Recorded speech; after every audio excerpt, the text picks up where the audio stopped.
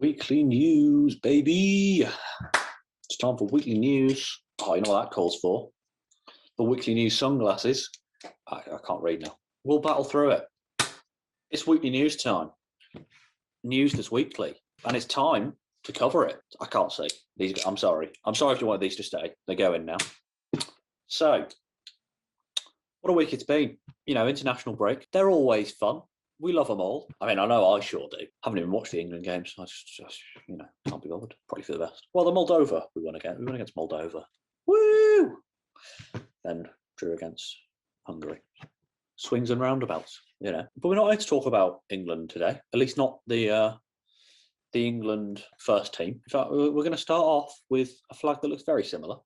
We're talking about Northern Ireland, and specifically Paddy McNair, who made his 50th cap for Northern Ireland, actually captaining the team against Switzerland. This was so, you know, good on you, Paddy. That's our boy. That's our G pulling off. Well, he's a captain. I mean, it's a good sign. We could do some leaders in the squad. That's what you want to see, big Paddy McNair, captain in the side. Let's get the game up. We found the match, I think. Can we go? Where's player stats? Where's player stats gone? Player stats. Show me the bloody player stats, man. Here we go. Yeah, so I mean, the downside is he didn't have a great game against Switzerland, but in fairness, I don't think any of the Northern Irish team did really. You know, according to who scored, Paddy McNair averaged a 6.0 in that game, but he was playing out at right. Well, I mean, it looks like they were playing just a very rigid 5-4-1 in this. Yeah, not a great game for Paddy, playing as a 6.0, but you know, when your best player, when the best player for Northern Ireland in that game was Bailey Peacock Farrell, the keeper, with the 7.3, kind of tells you what you need to know. Yeah, I mean, for starters, Paddy McNair was playing as a right wing back, which as we well know isn't his strongest position. Shout out to Tony Pulis. Yeah, he was just focused kind of just past the touch on the right hand side. So he was clearly getting forward a lot, but he was up against Ricardo Rodriguez, who is a solid, you know, defensive left back, and Steven Zuber as well, who tracks back. A tricky game for him, really. You know, Zuber won 4 out of 4 ground duels. So, you know, and both Zuber and Zuber, what's he play for Gladbach, I think, and Ricardo Rodriguez, I believe, is still at AC Milan. He's at Torino now, actually.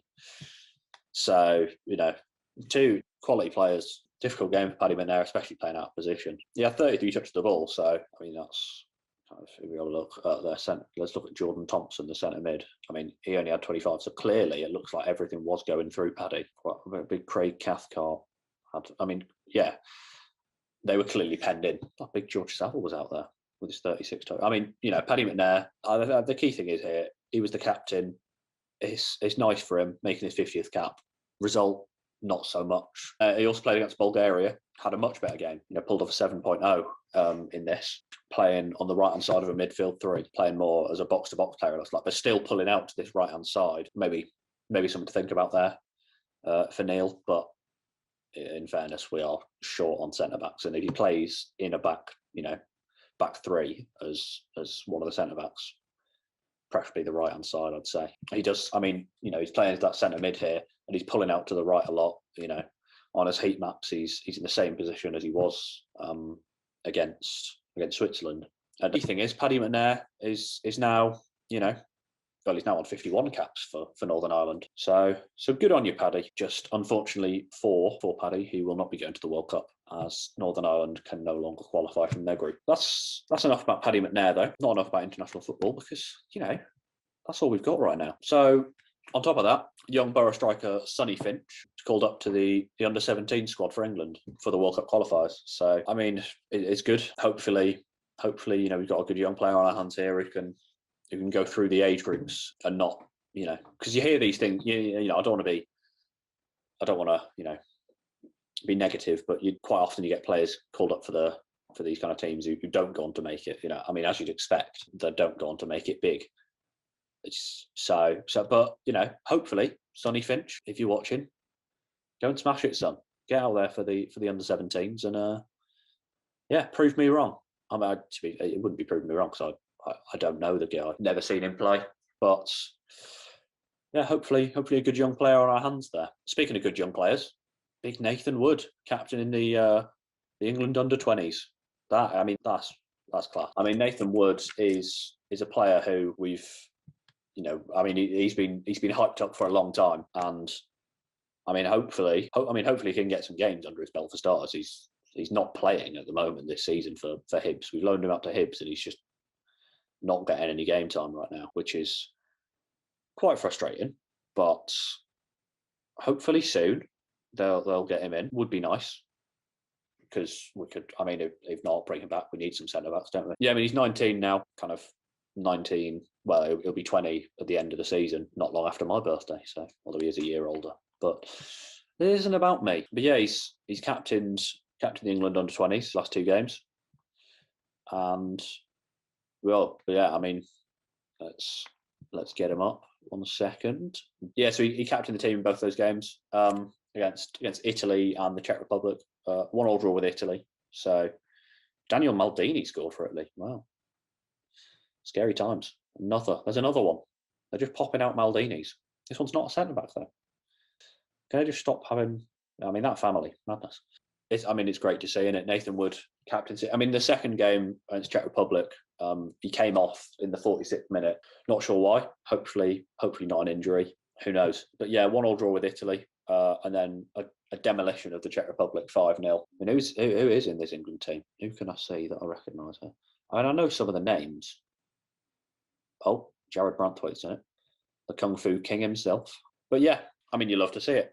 Paddy McNair captain in Northern Ireland, and Nathan Wood captain in the under-20s for England. I mean, it's great. It is lovely that Nathan Wood's not getting any game time at Hibs, but that's not what this is about. I mean, hopefully it's a good experience from out there anyway. It's definitely a good experience to captain the under-20s. Hopefully something he can grow from, and in the future, who knows, potential Boro captain. I don't know. I'd say he's definitely got a big future ahead of him. I mean, clearly Keith Downing, the under-20s manager, agrees if he's making him the captain. So, good signs. Speaking of good signs, the final thing, Andraz Sporar. If you haven't seen the goal, check it out. Yeah. Need I say more? Absolute filthy finish that was from Sporar. Just madness. Was it against Malta or Russia? Oh, it was against Malta. Yeah, it was against Malta. They're not the greatest team. They won 4-0, but the flick into him and the finish is dirty. It's rude, Andraz, to be honest. To be honest with you, it's rude. I don't think you should be allowed to do that on a football pitch. I mean, I wouldn't mind if you did it at the Riverside. That'd be class. But I think it clearly shows that if he gets the service, maybe he'll score. I don't know. Call me crazy, but I would like to see our strikers getting the service. I don't know. Maybe I asked too much. I mean, how did he play? Well, against Malta, won one of his aerial duels. 24 touches, which the lone striker. It's not bad. Malta's striker had 29, to be fair. So, crikey, sign him up. No doubt he didn't score. Andraz did. It's been long. Playing with Josip Ilicic. He's a baller. Yeah, I mean, sorry, I'm literally just looking through the Slovenia team now. We're talking about Sporar here, who only had 1 shot. Banged it in. Well, he only had 1 shot on target. He had 3 shots blocked. But, that's lovely to see. Big Andraz putting in a good performance and scoring a belter of a goal, as I say. More of that, please. And then against Russia, he picked up an assist. So he was looking class in the international break. Little assist for Josip Ilicic.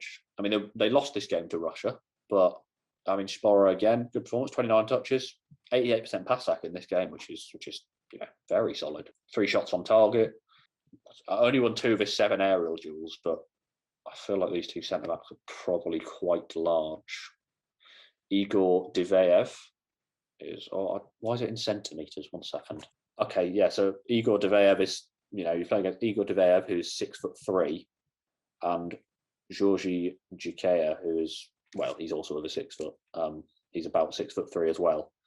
So, I mean, to be fair, Sporar's about the same height. Sporar's also. Why is it in centimeters? Someone riddle me that. Probably to be inclusive for everyone else, to be fair. Big Andraz. We love to see it. We love to see it. More of that. Goal and assist on international break. And yeah, good performances from the Slovenian. And then James Lea Siliki also played, not for. Oh, I can't spell his name. Yeah, and then James Lea Siliki also played, obviously not for Slovenia, for Cameroon, as they came up against, apparently. Yeah, they played Mozambique twice. Was he a starter? Was he on the? Oh, Harold Makudi's there. Well, there he is on the bench. Came on for the mighty Eric Maxim Choupo-Moting, the man with the greatest agent in world football. Was that twice he came off the bench? Yeah, so he started the bench both times. Got about 45 minutes in the second game, and about 20 minutes in the first. So that's good to see. Getting some game time. How did he play, I hear you ask? Well, let me tell you, because I know you're clamouring to know. Well, if it would let me see, I would tell you. But as of yet, doesn't fancy it really. What group are they in? So there's I'm seeing playoffs and everything, but so they're in Group D with the Ivory Coast, Cameroon, Malawi, and Mozambique. Mozambique, clearly the whipping boys of that. They picked up 1 point so far against Ivory Coast, actually, it seems, which is fair play. But yeah, Cameroon currently second in that group. It's really between them and the Ivory Coast to get out. And I mean, if Lea Siliki can contribute towards Cameroon getting to the World Cup, that'll be lovely. So that kind of rounds up this week of international football for the Boro. Obviously, quite a lot of our players aren't playing for the national team because a lot of them are English. And I don't think Matt Crooks and Duncan Watmore are getting called up anytime soon. I'm not saying they shouldn't. I mean, Phil Foden, who's he? B-Tech Matt Crooks, as far as I'm concerned. And obviously, I don't think Dutch will get in the Dutch squad, and he's injured. But for the players that did play, good on you, lads. Well done, especially you, Paddy, big captain, and you, Nathan, captain as well. Sporar scoring a worldie, love to see it. And Siliki getting some game time under the belt. Maybe Neil will see him as being fit now. That would be nice to actually see him play. But speaking of, how can I end this? Let's think of a good segue out of the video. Have a swig of water, don't you think? Yeah, but speaking of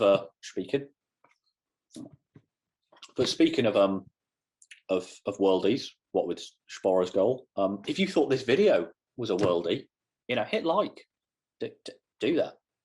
I'll give you. Well, I won't give you anything if you do it. To be honest, I'll give you more videos. It's out of my control, but you might get. You will get more videos. So, like I say, if you did enjoy and you want to see more, drop a like. All that good stuff. Hit subscribe if you haven't. I don't know the analytics. I'm not in charge of the channel. But yeah, if you aren't subscribed, bloody why aren't you? All right, sunshine. I'm talking to you. Right, you, yeah, in your house. Subscribe right now, okay? And I will give you big thanks. But that is it from me. It's been a pleasure to share this time with you. Hope you have a wonderful day. Ciao.